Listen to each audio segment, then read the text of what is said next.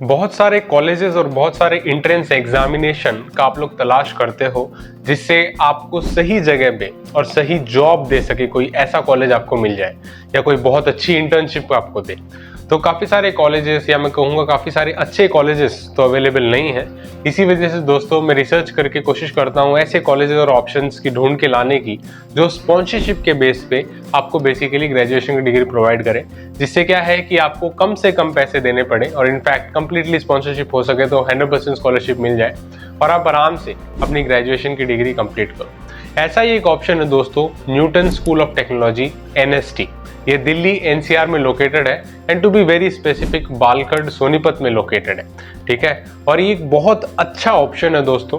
क्यों ये अच्छा ऑप्शन है इस वीडियो में आपको बताता हूँ डिटेल में, और कौन सी मिनिमम एलिजिबिलिटी है यहाँ पे स्टडी करने के लिए, और क्यों काफ़ी सारे स्टूडेंट्स जो है कि IIT में भी अच्छा खासा उन्हें ऑप्शन मिलता है, मतलब टॉप IIT नहीं, obviously we can not compare that, but एक अच्छे खासे IIT से भी काफ़ी सारे स्टूडेंट्स उसमें ना जाके ऐसे कॉलेजेस को प्रीफर करते हैं। इन सभी चीज़ों को इस वीडियो में डिटेल में हम लोग डिस्कशन करने जा रहे हैं। तो अगर आप बीटेक में एडमिशन लेना चाहते हो, यानी किसी न किसी कॉलेज को टारगेट कर रहे हो आने वाले साल में, या ऑलरेडी बीटेक कर रहे हो, तो दोनों ही सिचुएशन में ये वीडियो आपके लिए बहुत रेलेवेंट होने वाली है दोस्तों। तो चलिए बिना किसी देरी के आज के इस इंटरेस्टिंग वीडियो की शुरुआत करते हैं।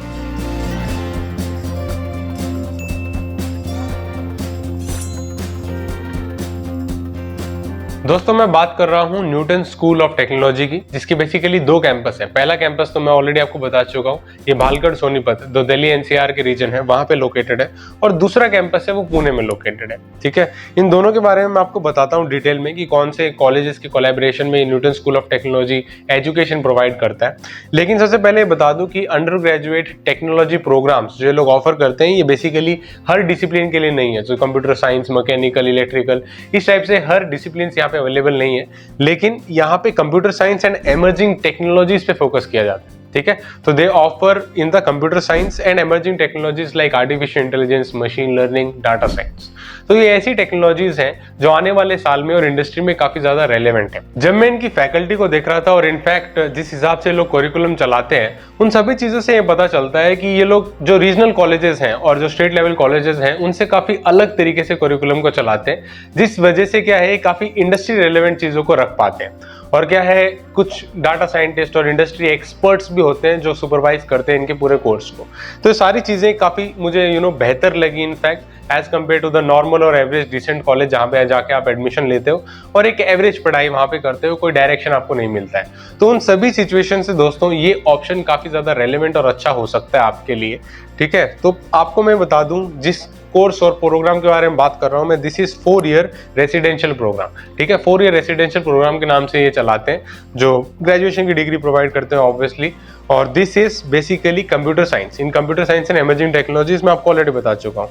यहाँ पे जो मिनिमम एलिजिबिलिटी है दोस्तों, मिनिमम एलिजिबिलिटी इज 2024 या 2025 में आपको पास आउट करना पड़ेगा अपनी 12th क्लास। ठीक है, मैं बात कर रहा हूँ 2025 यानी 2025 में जब आप एडमिशन लोगे न्यूटन स्कूल ऑफ टेक्नोलॉजी में, तो यहाँ पे आपको 12th क्लास या तो 2024 में या 2025 में कंप्लीट की होनी जरूरी।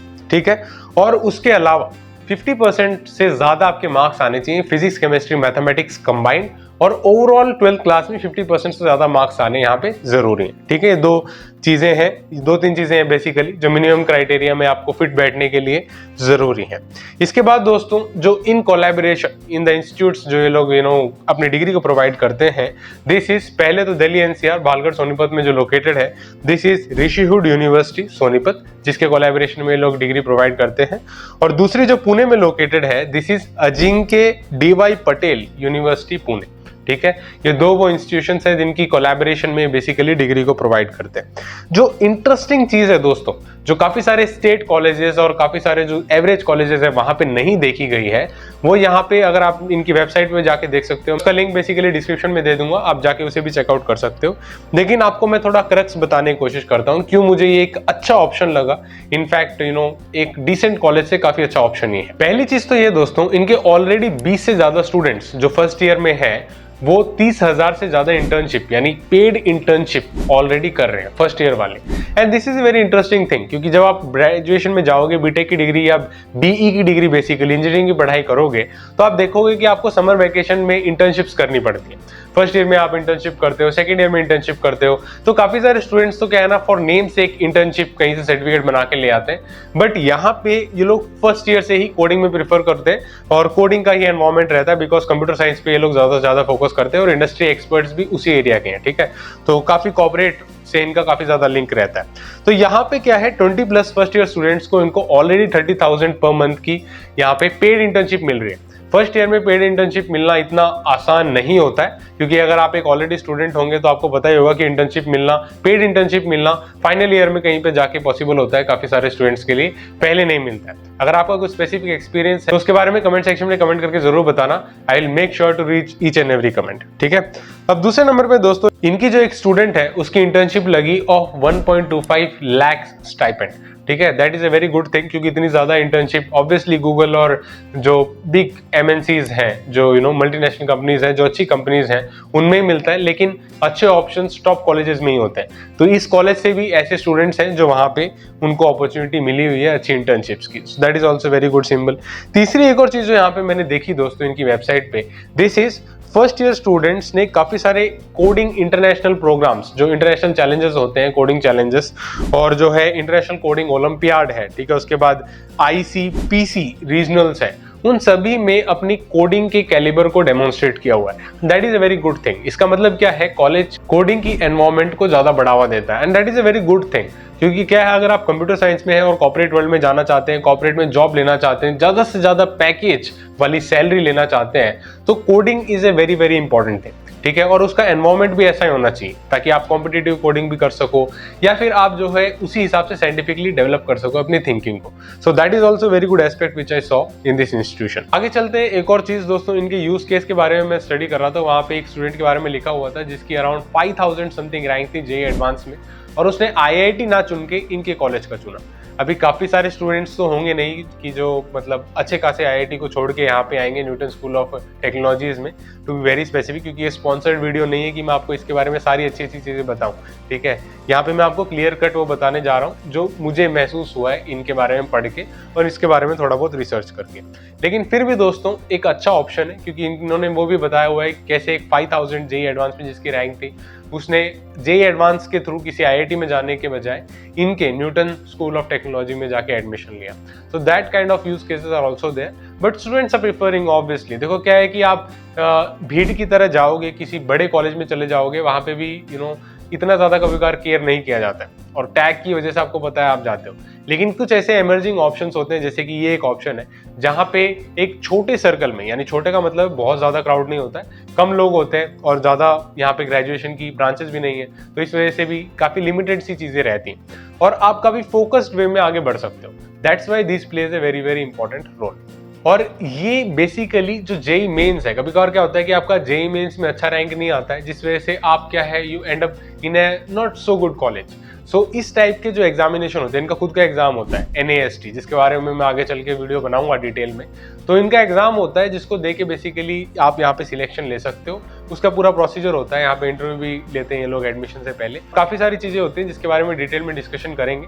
लेकिन अभी के लिए इतना समझो कि this is a very good alternative to your JEE mains and decent और एवरेज स्टेट कॉलेज, जिसकी जगह पे आप यहाँ पे जाके एडमिशन ले सकते हो if you are interested in coding, computer science और इमर्जिंग टेक्नोलॉजी, ठीक है। तो उसके लिए आपको ये बहुत अच्छा अपॉर्चुनिटी यहाँ पे दी जाती है। अब दोस्तों ये लोग अलग अलग तरीके से अपने first year, second year, third year, fourth year students को ट्रीट करते हैं इन द सेंस कैसे उन्हें गाइड करते हैं, उसके बारे में भी थोड़ा और भी देना चाहूंगा ताकि आपको पता चले कि कैसे फोकस्ड वे में आपके ग्रेजुएशन के आउटकम को निकालने की कोशिश करते हैं। पहला चीज जो फर्स्ट ईयर है, ये लोग उसे बिल्ड कहते हैं। बिल्ड का मतलब क्या है, ये बेसिकली प्रोजेक्ट फोकस्ड सेशन रहते हैं फर्स्ट डे से, और ये बहुत अच्छी चीज लगी मुझे। अब मुझे नहीं पता एग्जैक्टली एलुमनी से मैंने बात नहीं की है या किसी पर्टिकुलर स्टूडेंट जो वहाँ पे है उससे बात नहीं की है, तो आई कैनॉट 100% एश्योर यू कि ऐसा ही होने वाला है। But what they are committing that they focus on the projects, so that is a very very good thing. अगर आप बीटेक में हैं, बैचलर्स ऑफ टेक्नोलॉजी की डिग्री कर रहे हैं, तो प्रोजेक्ट एक बहुत इंपॉर्टेंट रोल प्ले करता है। और ये लोग क्या है, पहले साल में बिल्ड पे फोकस करते हैं, दे focus on building the projects. फिर आता है दूसरा साल, दूसरे साल में दे focus on achieve. Achieve means they actually try to solve the complex problem or try to develop the complex systems using the data, ठीक है। इस टाइप से ये लोग कॉम्प्लेक्स सिस्टम को सेकेंड ईयर में सॉल्व करने की कोशिश करते हैं और बेसिकली एस्टेब्लिश करने की कोशिश करते हैं और कुछ ना कुछ अचीव करने की कोशिश करते हैं, इसलिए ये लोग सेकेंड ईयर को बोलते हैं अचीव। थर्ड ईयर को ये लोग बोलते हैं innovate. When you have already built something, okay, when you have achieved something, now it's time to innovate and solve real world problems. So innovate से क्या ये लोग कहना चाह रहे हैं कि आप जो मिनी वर्जन्स ऑफ iOS, ठीक है, Android OS ऑपरेटिंग सिस्टम, उस टाइप से आप बड़े बड़े एप्लीकेशंस को यहाँ पे डेवलप कर सकते हो in third year. That's what they call it as innovate or innovative something. Fourth year is succeed. अब ये succeed क्यों कह रहे हैं, क्योंकि क्या है फोर्थ ईयर में, जैसे कि मैं आपको ऑलरेडी बताता हूँ कि इंटर्नशिप बहुत इंपॉर्टेंट रोल प्ले करती है। तो ये लोग इंडस्ट्री इंटर्नशिप देते हैं 8 सेमेस्टर, ठीक है, देते हैं इन द सेंस आपको अपॉर्चुनिटी मिलती है और आप जाके 8 सेमेस्टर की जगह पे अपनी इंटर्नशिप कर सकते हो। And that is a very very good thing because many good institution in the world also और इन इंडिया ऑल्सो, इंडिया में भी बहुत सारे इंस्टीट्यूशन और पूरे वर्ल्ड में बहुत सारे इंस्टीट्यूशन आज के लिए कर रहे हैं जहाँ पे फाइनल सेमेस्टर में आपको पढ़ाई थ्योरेटिकल नहीं बल्कि प्रैक्टिकल इंडस्ट्री में जाके कुछ सीखने की अपॉर्चुनिटी दी जाए, आप इंटर्नशिप कर सके। तो वो industry internship also is what you can achieve in the 8 semester, ठीक है, 7 सेमेस्टर तक आपकी सारी पढ़ाई जो है वो कंप्लीट हो जाती है। तो इस टाइप से इनका करिकुलम डिजाइन होता है। अब ये कोई स्पॉन्सर्ड वीडियो नहीं है दोस्तों, मैं जो आपको ऑलरेडी स्टार्टिंग बता चुका हूँ, इसलिए ऑनेस्टली आपके साथ शेयर कर रहा हूँ कि मुझे कैसा लगा इनके बारे में इन्फॉर्मेशन लेके, और वो इन्फॉर्मेशन जो आपके लिए रेलिवेंट हो सकती थी मैं छाट के लाया और आपके साथ शेयर की। तो Newton school of technology is also a very good alternative. अगर आपको कोई डिसेंट कॉलेज या काफ़ी अच्छा कॉलेज नहीं मिल पाता है किसी टॉप IIT में या टॉप NIT में, तो आप ऐसे भी ऑप्शंस को एक्सप्लोर कर सकते हो। और हो सकता है कि आपका जेई वाला दिन, जेई मेंस एडवांस वाला दिन अच्छा नहीं गया और आपका स्कोर अच्छा नहीं हुआ है, तो उस सिचुएशन में क्या होता है, this actually offers a very good opportunity for you. तो इनका एंट्रेंस एग्जाम होता है अलग से, आप एंट्रेंस एग्जाम दे सकते हो, ठीक है, और उस एंट्रेंस एग्जाम के बारे में मैं डिटेल में वीडियो बनाऊंगा, चिंता मत करो। और this is a very very good opportunity which I could found, so I made a video on it. I hope आपको ये इन्फॉर्मेशन काफी रेलेवेंट लगी होगी। अगर आपके नोन में भी कोई है जो ऐसी इन्फॉर्मेशन के बारे में नहीं जानता है, तो वीडियोस को उन तक शेयर करिए ताकि उन तक भी इन्फॉर्मेशन पहुंच सके। और दोस्तों, आप न्यूटन स्कूल ऑफ टेक्नोलॉजी के बारे में क्या जानते हैं या क्या समझते हैं, कमेंट सेक्शन में कमेंट करके हमें अपनी राय जरूर बताइएगा। We will make sure to read each and every comment which you make. और दोस्तों, I wish you all the very best for admissions, ठीक है। जेई मेंस और एडवांस जो है काफी पास आता जा रहा है और टाइम बहुत कम है। I hope you are already gearing up for the examinations. तो आप जो है एक एग्जाम ना दें, काफ़ी सारे अलग अलग एग्जाम दें, इसके लिए मैं इस टाइप से काफ़ी वीडियोस बनाता रहता हूँ। और कर्नाटका में बीटेक के कॉलेजेस बहुत सारे हैं, जैसे बैंगलोर के कॉलेजेस हैं, सिलिकॉन वैली जिसे कहा जाता है इंडिया के, वहाँ पे भी काफ़ी सारे कॉलेजेस हैं।